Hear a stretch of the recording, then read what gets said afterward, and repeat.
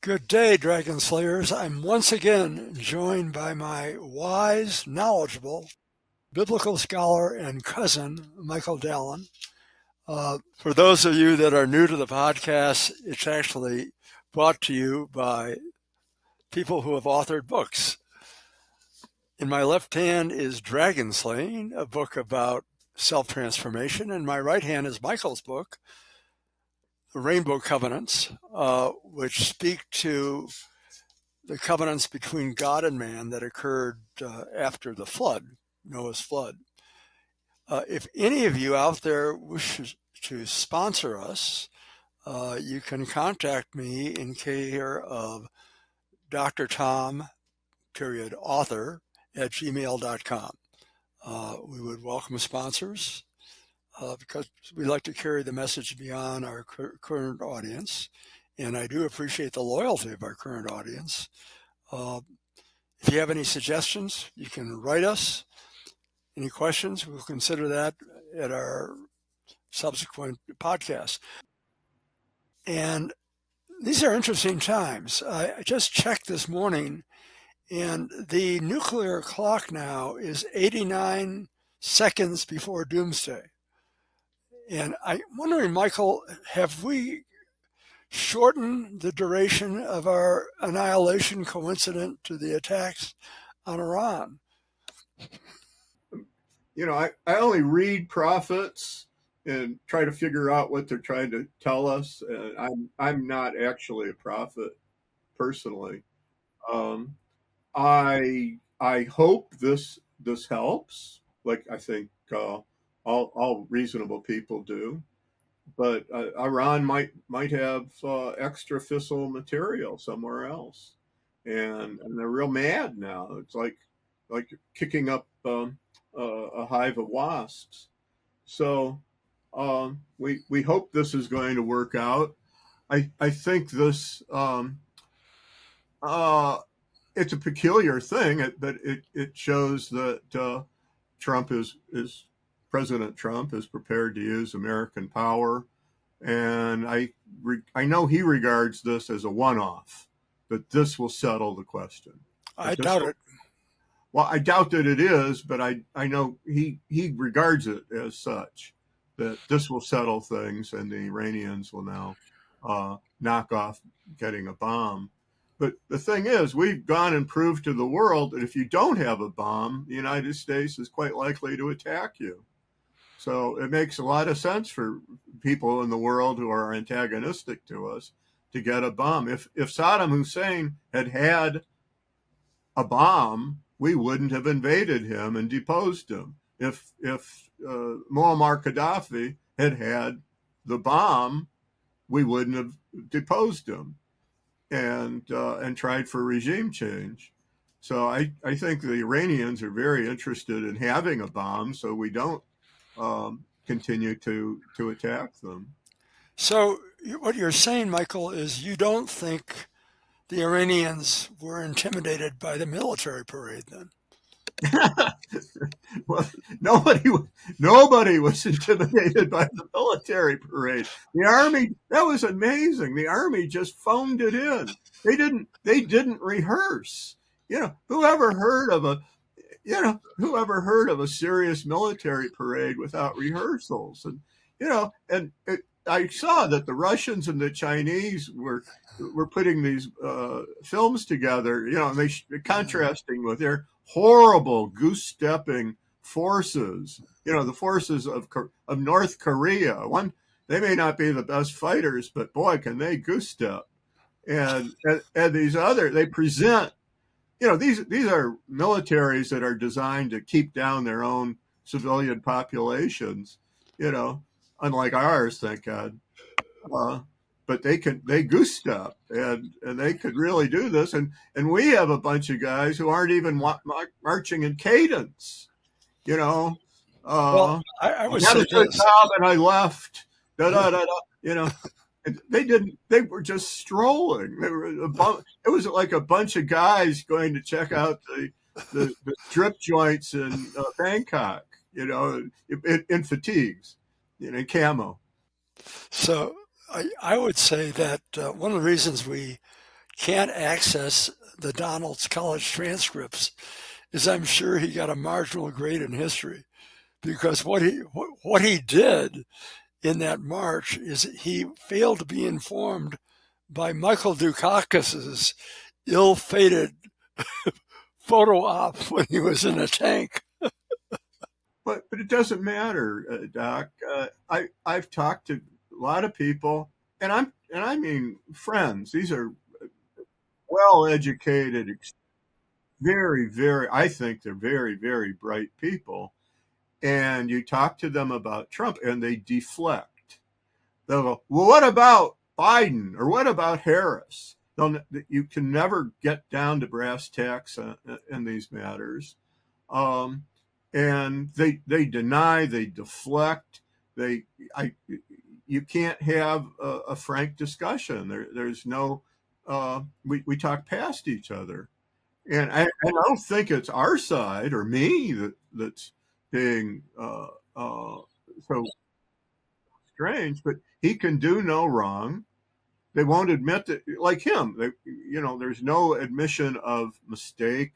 Uh, uh, you talk about his lie. Somebody was going on about the lies of the Democrats. Well, what about him claiming that the poor Haitians in Ohio were eating the cats and dogs?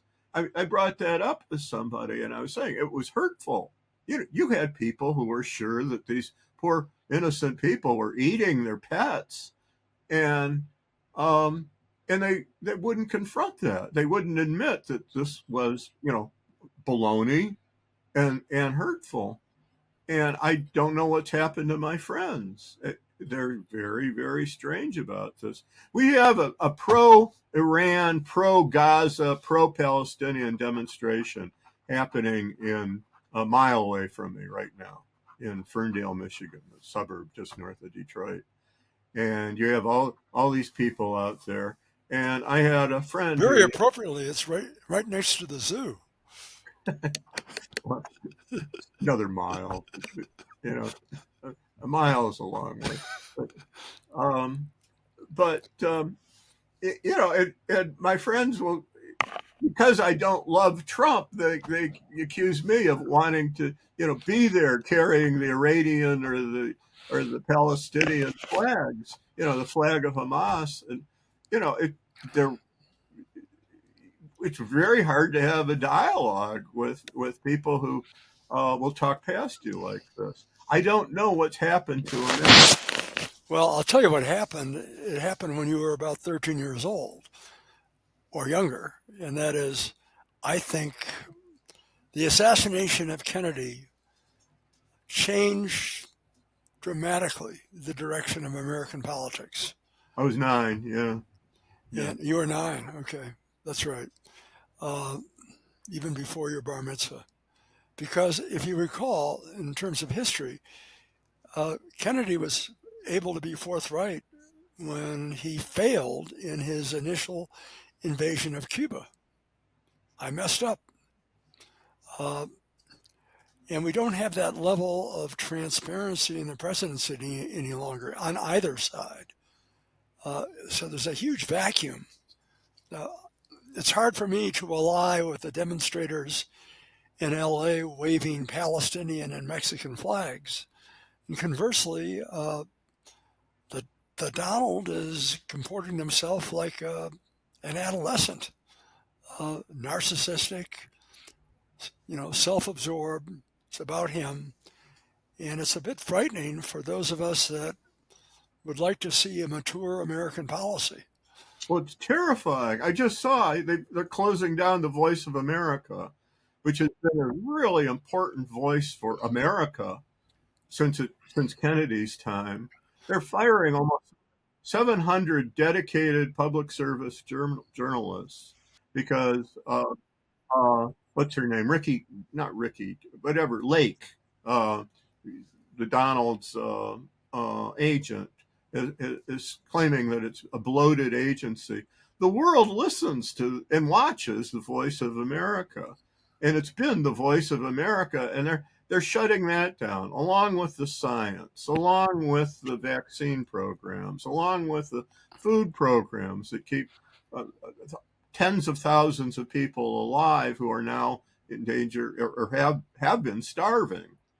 Um, the destruction of the government is of a very good United States government is has happened, and it is proceeding.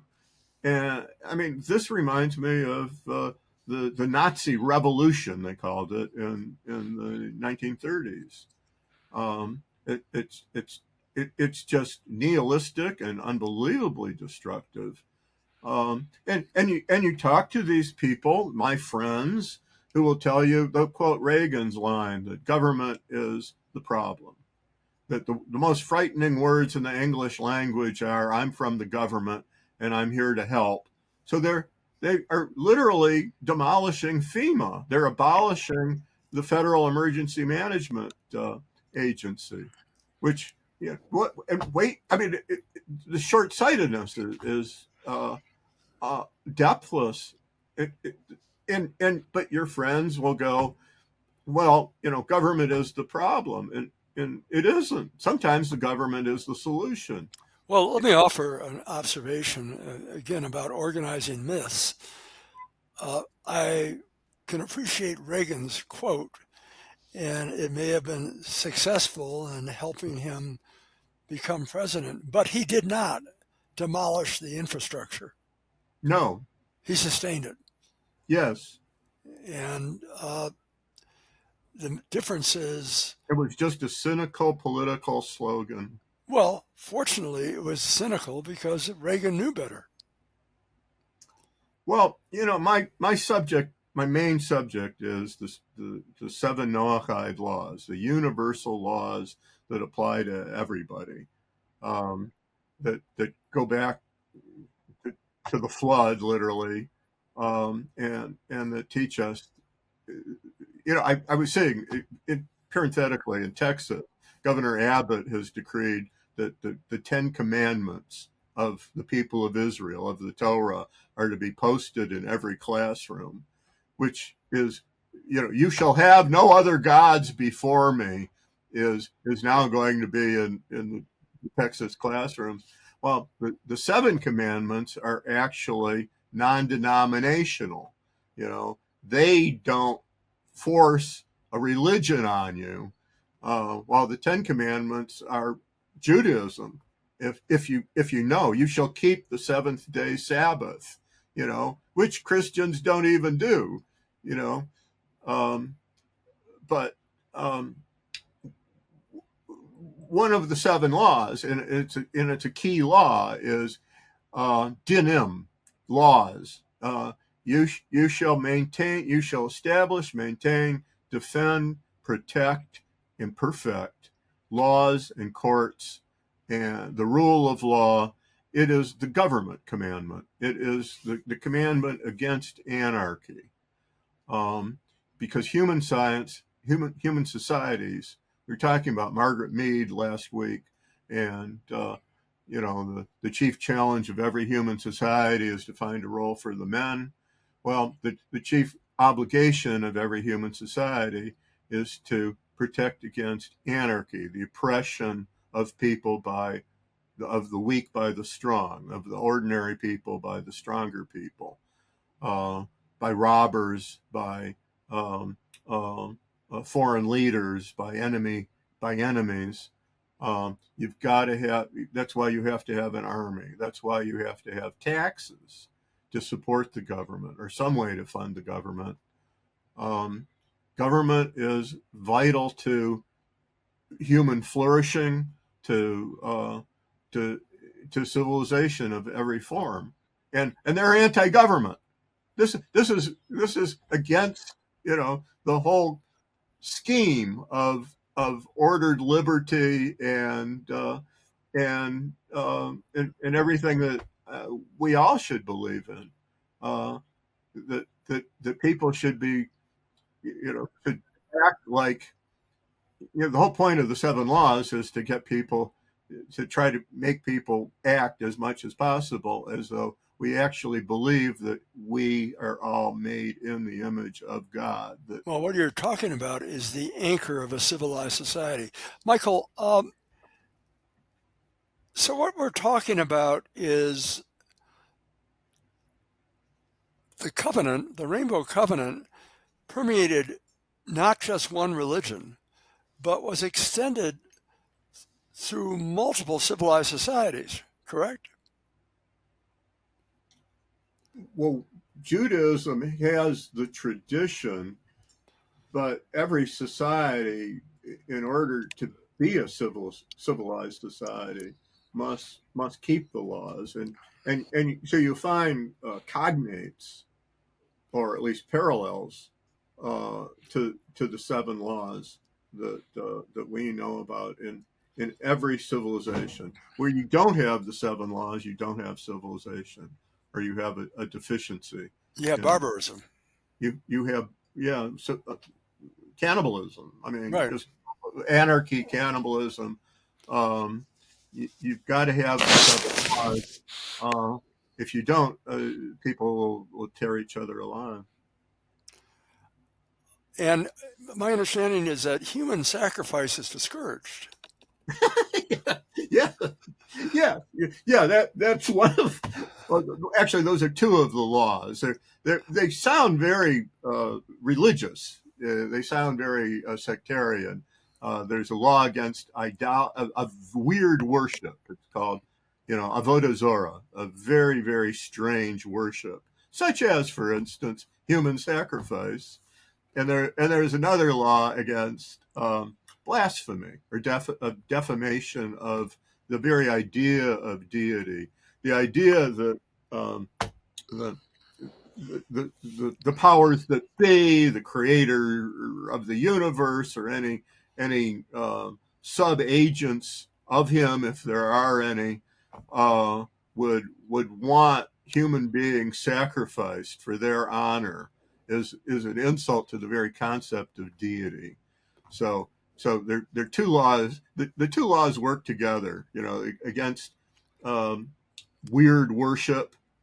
Well, for instance, are worshiping by whipping yourself or each other in a parade for of repentance, um, killing Jews to honor the sacrifice that the Christian God suffered on Passover.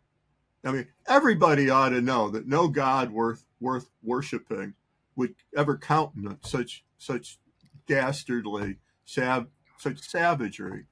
But all these religions do countenance it. In fact, there's nothing like religion um, um, to countenance, these savage enormities. uh, Gaza, I mean, they want to kill Jews to celebrate Allah, and what kind of God would want that?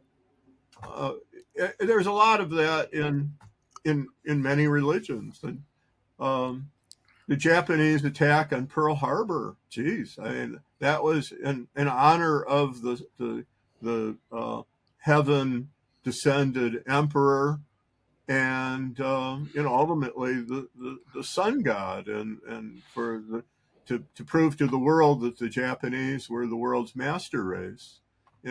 Like, what kind of god would countenance that kind of thing? Everybody ought to know. That's the thing about the universal laws, the seven universal laws. They're all laws that everybody, any idiot, really ought to know not to do these things. So, what you're really talking about is a gold standard against which you measure the functioning and the survivability of a civilization. Beautifully said. Yes, exactly right. So, if you adhere to the noetic laws, you're going to be okay. But if you start going batshit crazy and sacrificing people in behalf of a false god, you know your civilization has gone south. Or destroying government, because government is the problem, because you've decided this, that you want to eradicate carefully, laboriously constructed American government because it's bloated. But don't you aren't you obliged to measure the government against those standards as well?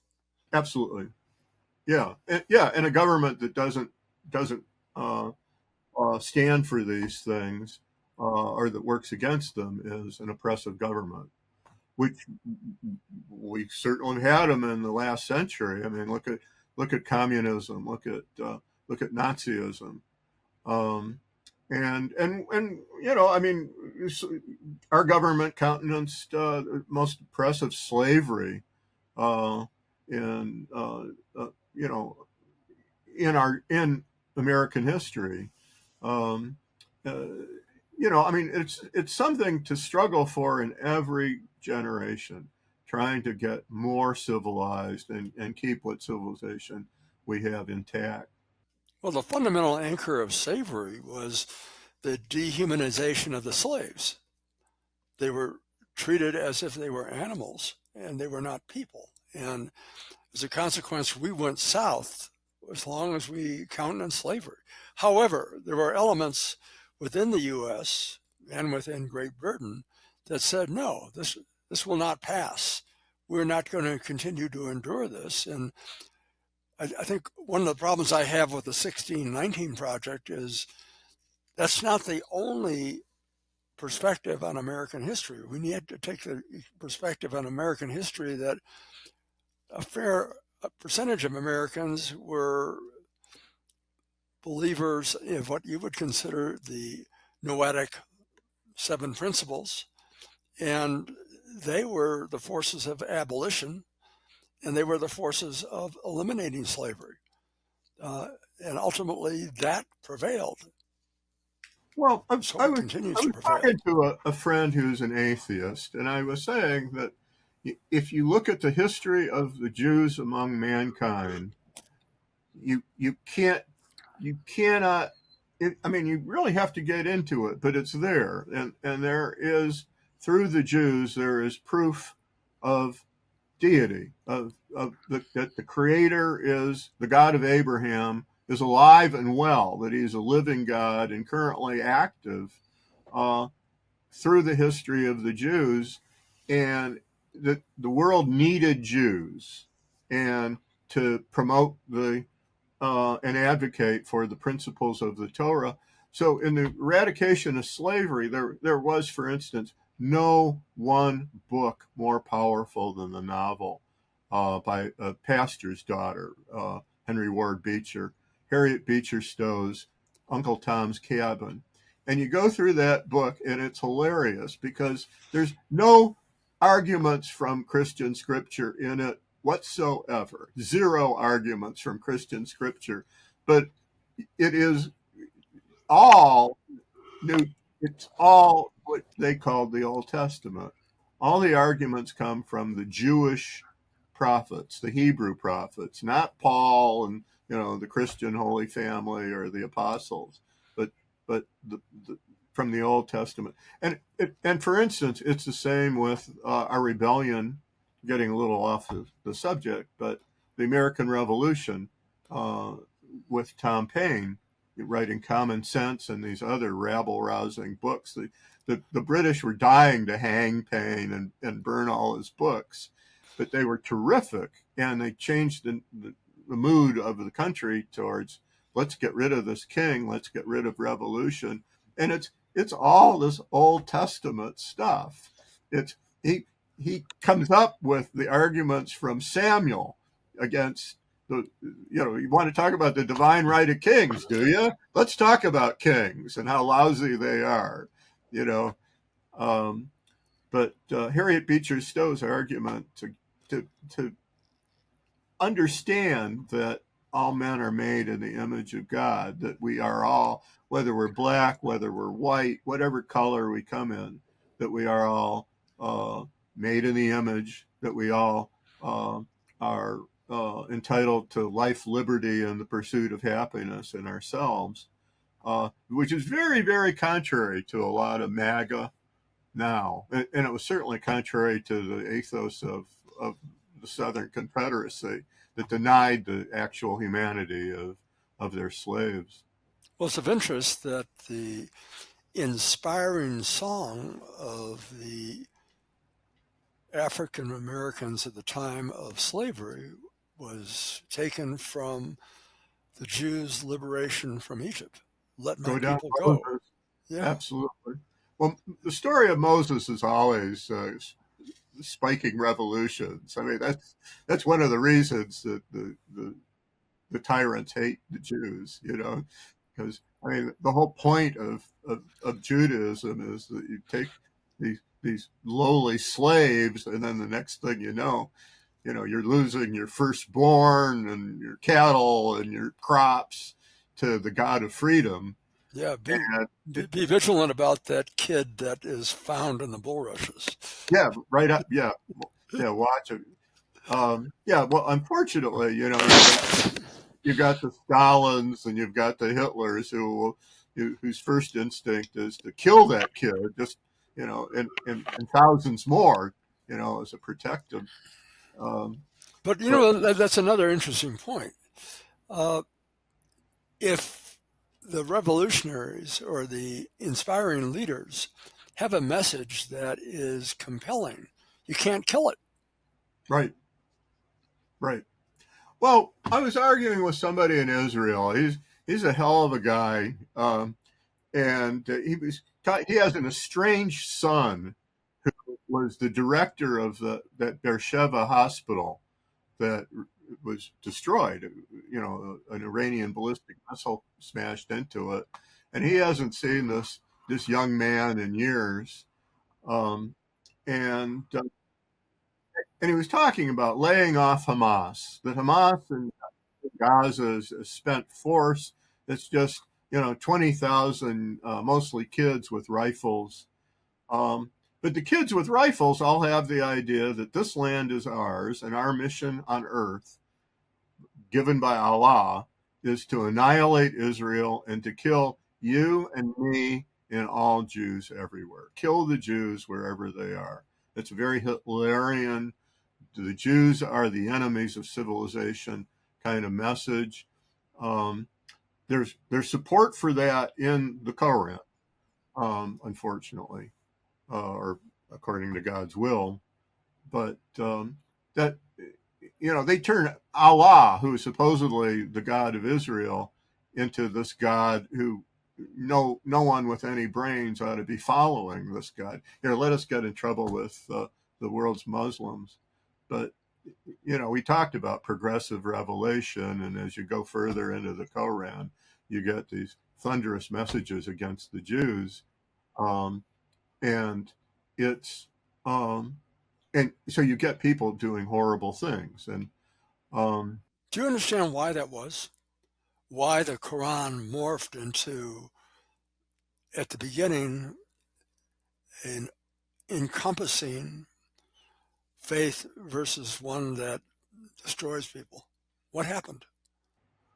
well, I analogize it to the work of Martin Luther, who came out initially as the Jew's best friend. And of course, these people are uh, are resistant to you. Look how you blockheads. He's talking to his fellow Christians. You treat them worse than dogs. Of course they're going to resent you. Try some sugar instead of vinegar.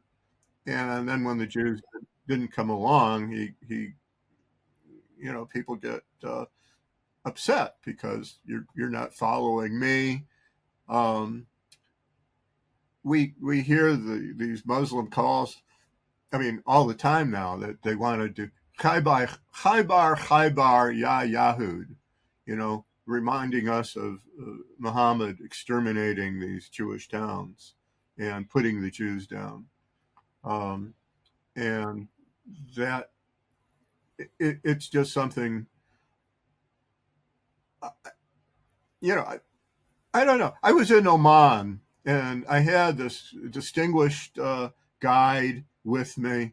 It was Shabbos, and I was reading from the Siddur, some Shabbos prayers. And let's see what you got there. So I give him the Siddur open to one page, and And my God, the soul you've given me is pure. It's actually my late other half used to love this particular prayer, and it's the obverse of the Christian idea that man is cursed with original sin. The soul you've given me is pure, and I hope you will deal kindly with me and return it to me in time to come. And in the meantime, I'm at your service, O Lord. And he goes, well, this is just like our stuff. And I go, well, where do you think your stuff comes from? And then he turned me over to the secret police. It didn't end well, you know. Here I am today, nonetheless. Um, Michael, wait, you're throwing out the story. Where was this? in Oman, Oh, in okay. Muscat, in Uh-huh. Oman, and And you survived the experience. I survived it. Yeah, no, he didn't actually turn me over to the secret police, um, but he was not pleased, you know. Um, Lincoln would say, that men are not flattered by being told that there's a difference between them and the deity, you know, and that's part of Judaism's mission, is to tell people, that there is a difference between you and the deity, and that he is alive, living God, and that if you would just open your eyes and look at objective evidence, you will find that the God of Abraham is a real live, with us, immanent and transcendent being. It sounds preposterous, you know, and except, I mean, is the world all the product of accident, or is the world the product of design? And is the designer still with us and active? And we say yes, and it sounds like you're talking about a figment. Yet we have the history of the Jews in every generation, and in every generation we have we have the story of the Jews panning out, and people being made more civilized by Jewish teachings, and the Jews in the world. Now we're watching this mighty war taking place against an enemy that tries to destroy the Jewish civilian infrastructure in Israel. That's a war crime. You can't do that, but they're doing that while Israel is trying to narrow focus and go after actual enemies, weapons storage, generals, leaders of the intelligence uh, apparatus. And we have people here demonstrating a mile away from me who are furious and believe that Israel is evil in this, and they are waving Iranian flags and the flags of Hamas, which is another, war crime perpetrating outfit um, against the Jews that actually, is our people in Israel are actually ethical warriors, as preposterous as that may sound. I guess one of the concerns I have is that, and I'm not the biblical scholar that you are, but I've learned a lot more about the Bible since reading your book and knowing you. Uh, I look upon one of the themes of Judaism is, if you will, we are guests in God's house. And as appropriate guests, we need to demonstrate gratitude to our host. Uh, in fact, interestingly, a metaphor for God is the heavenly host. Uh, and I feel the same way about this country. I think the country should comport itself in ways that are consistent with the principles that you've advocated in the Noachic laws. But our guests also need to be grateful for being here. And I find it offensive to be waving Palestinian flags in America. I mean, you can do what you want to do, but that's an offense. It's like flipping you off. And it's, kind of an adolescent gesture, screw you guys. But were it not for this country and the ability of our country to tolerate that level of dissent, that never would have happened. But now we have this dialogue where people are waving Palestinian flags.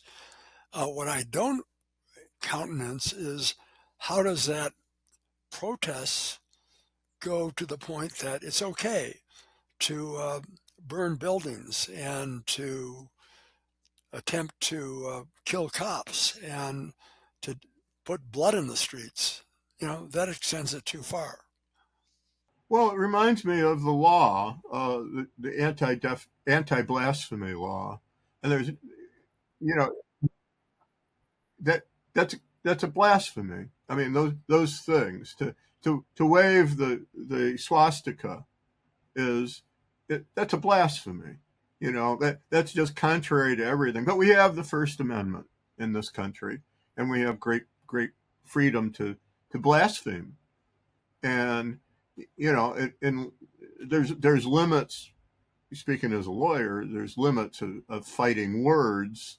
There are contexts where you can't wave a Hamas or swastika flag.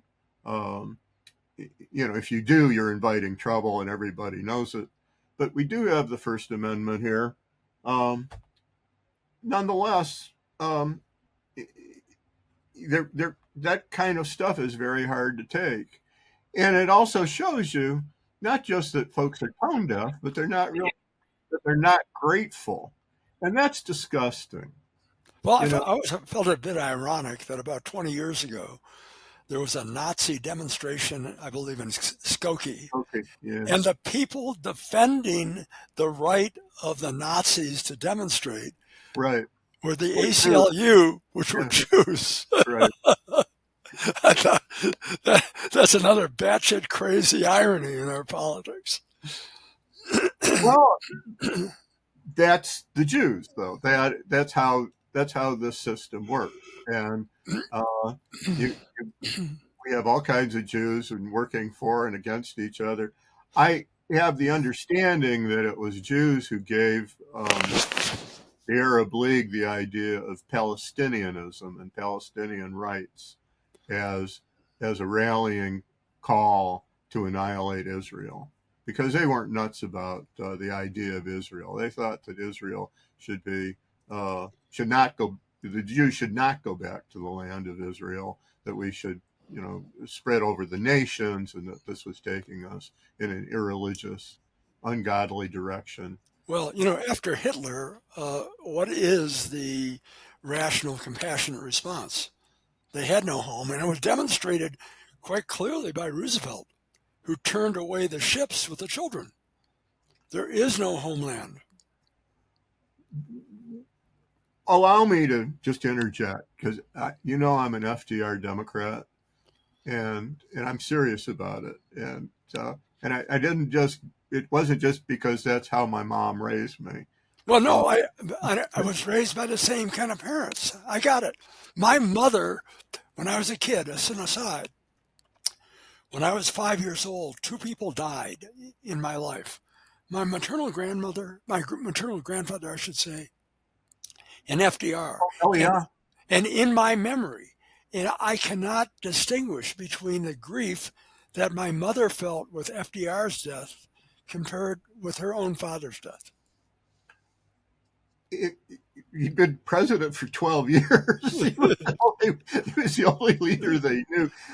Ken Burns did a really good documentary on Roosevelt and the Jews, Roosevelt and the Holocaust. And he did point out Roosevelt, for all his flaws, he did more than anyone else. No other world leader did what FDR did, and let alone what he tried to do. By the way, I'm not censoring FDR. My point is that the reason he turned back the ships with the children is he had no political alternative for him at that time.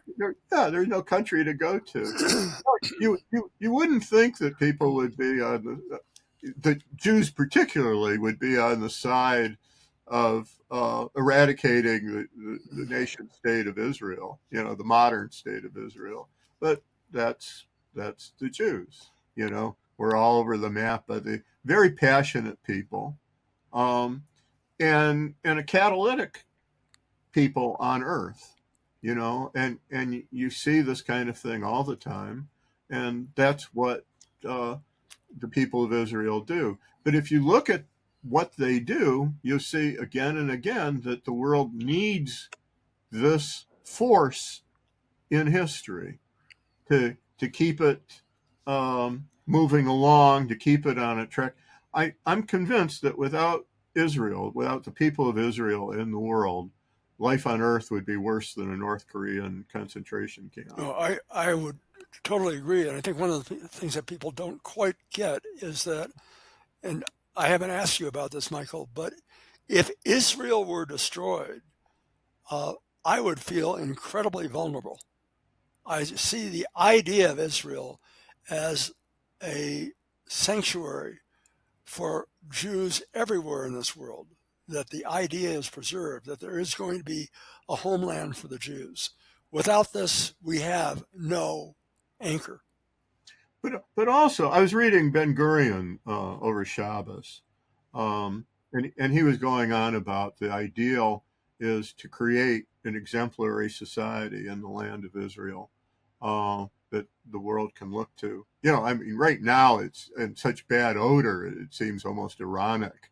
I mean, this country being accused of genocide, and of terrible cruelty as it comes to grips with people who would commit genocide if they could against the Jews and annihilate Israel. It's the only country on earth that's talked about like this. Nobody talks about annihilating Iceland. You know, nobody, Luxembourg, you're safe. Monaco, you're small. No one would notice, but you're safe. But Israel, they want to reform. Let's redesign it. Let's recreate it. You know, let's annihilate it. And but the idea is that we will achieve a higher level of a nation uh, in this land of Israel, and already we've seen some amazing things. We've seen miraculous things. Just looking at the history of the foundation of the Jewish state, it's so preposterous, so unlikely that these things should have come together and that the Jews should have returned to the land of Israel, um, to Canaan. It's just it beggars description. And Well, let me ask a different question of you. We talked a lot about Iran, uh, but what do you make of other Arab states such as Saudi Arabia, uh, such as the other more temperate Arab states and their ability to embrace the idea of Israel's survival? well, they don't. They are sponsors of the Arab League, and the Arab League, that's 22 Arab countries, are devoted to perpetuating the irredentist claims of Palestinianism. So you don't see any back channel things going on between There's back these. oh no there's back channel stuff going on. They have to live and they want to make money, and they all want Israeli technology, if only to keep down their own populations and ensure their own perpetual governance. They want the spy tools. They want the military technologies.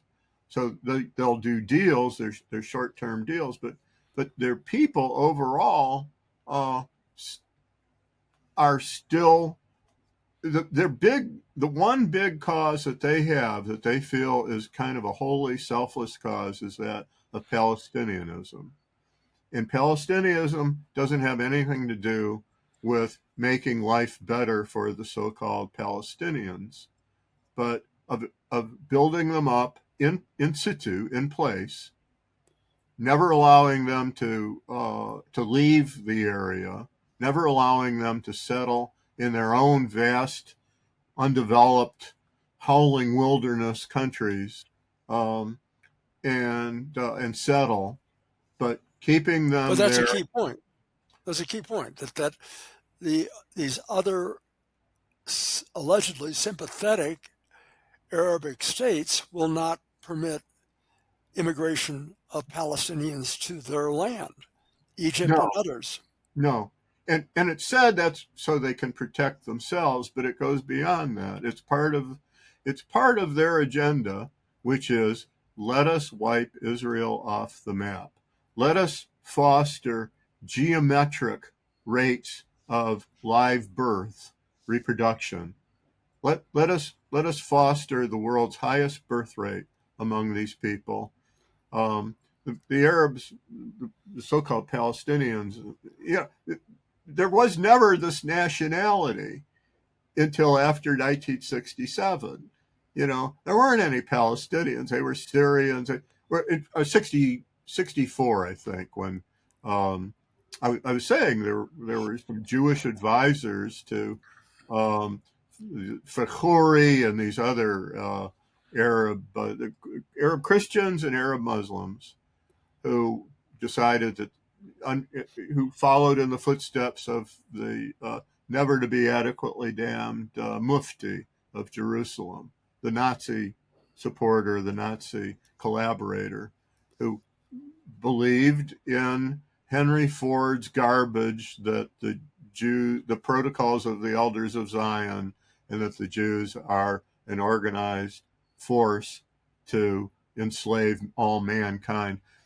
um, I mean, they bought into that, and it's now I don't think they think about it that much, but they're used to supporting the so-called Palestinians, which is the cause of annihilating Israel.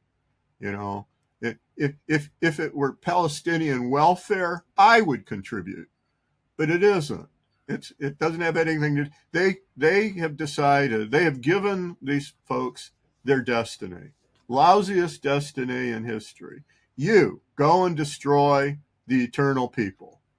You know, I mean, it's like Superman. I mean, it's inevitable force against an impenetrable object. It's uh, go and destroy the Jewish people. Not an easy thing. It's a lousy, stinking destiny to have, and it makes them cruel.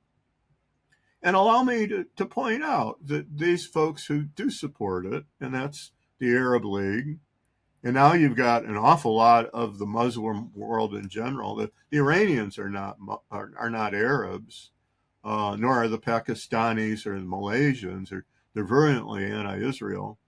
Um, but being against Israel is. Let me put it this way: there is a prosperity gospel in the Bible, in the Torah, and one is if you give to charity, you give charitably, you'll get a return on it. It's a very nice thing. It's good to know. Like, so do give charitably. Um, That's how uh, I feel about paying my taxes. well, and I do too. Yeah. I remember I was protecting myself from the IRS, and I sent them a letter saying, I really believe in taxes. It's a privilege to pay taxes. Um, but it is something that prosperity gospel is those who curse the Jews are cursed. Those who bless the Jews are blessed. And this is it's an inevitable law of history that defining what blessing is, defining what cursing is another thing. But the Arab League, these Arab countries, we're talking about more than 500 million people, are largely guilty. There are exceptions, but they're largely guilty of cursing the Jews, and that just destroys them. And among other things, that makes them unwelcome immigrants because Jew haters make bad neighbors. Jew haters have to believe a lot of garbage. Um, And if you have neighbors who believe that garbage, it's like living next to, a whacked out survivalist or something, you know, somebody who, their premises are invalid and they are dangerous.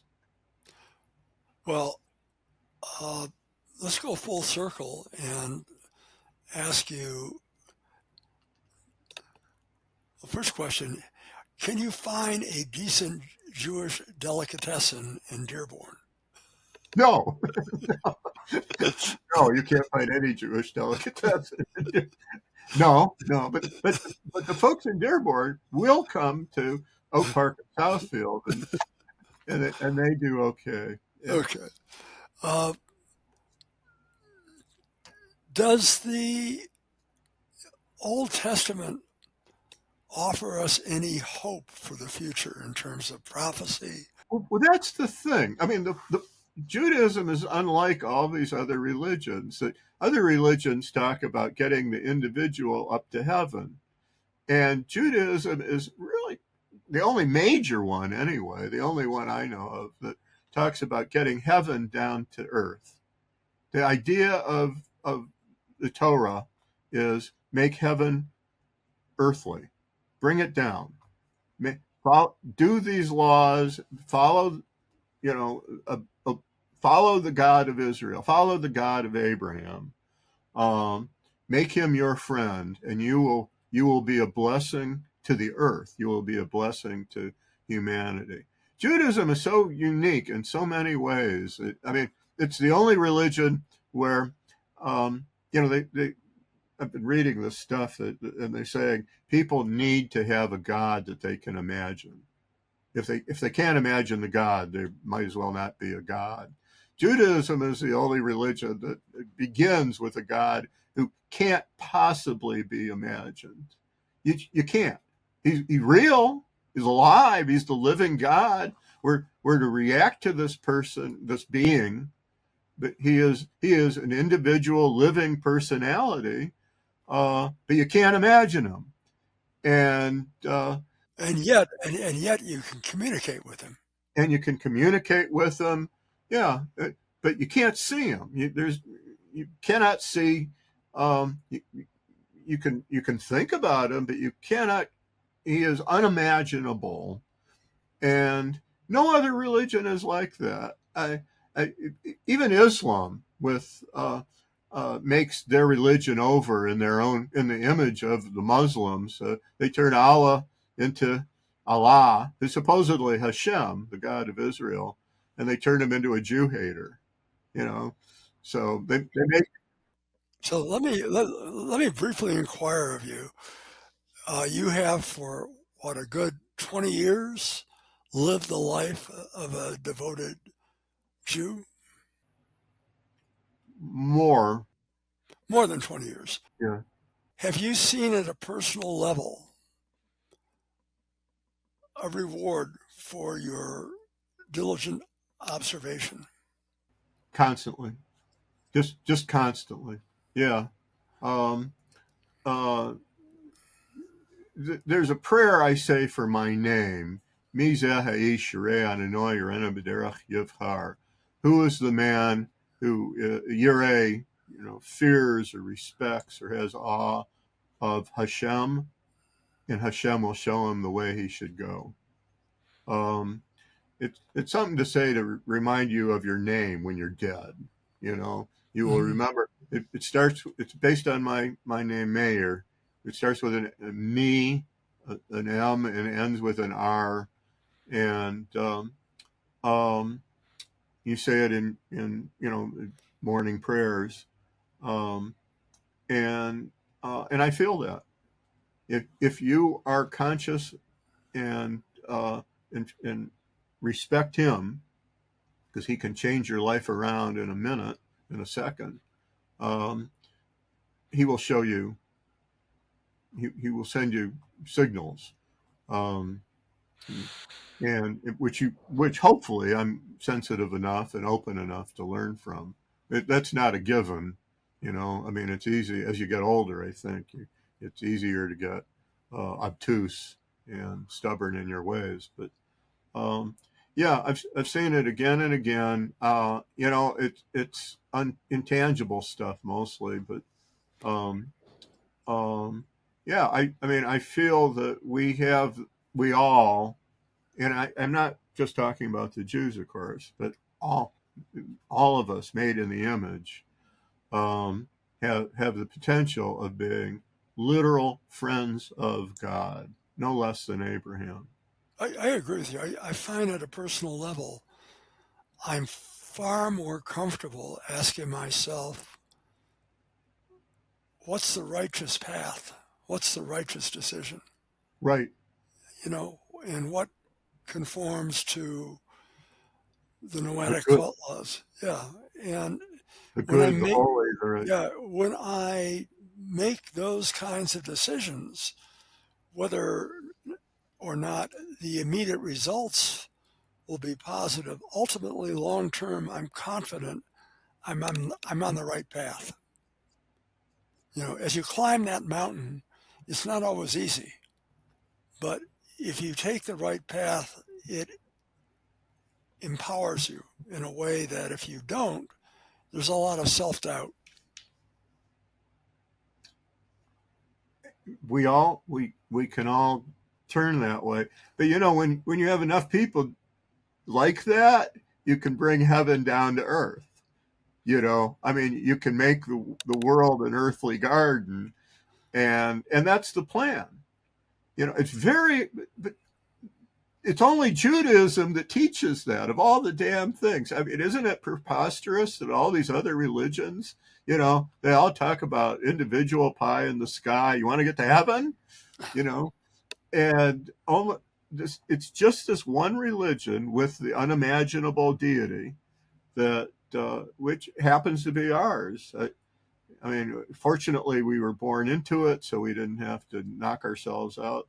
I go to these estate sales of different people, and you go to the Jews, and they're fascinating. Those are the best usually, invariably, and um, almost invariably.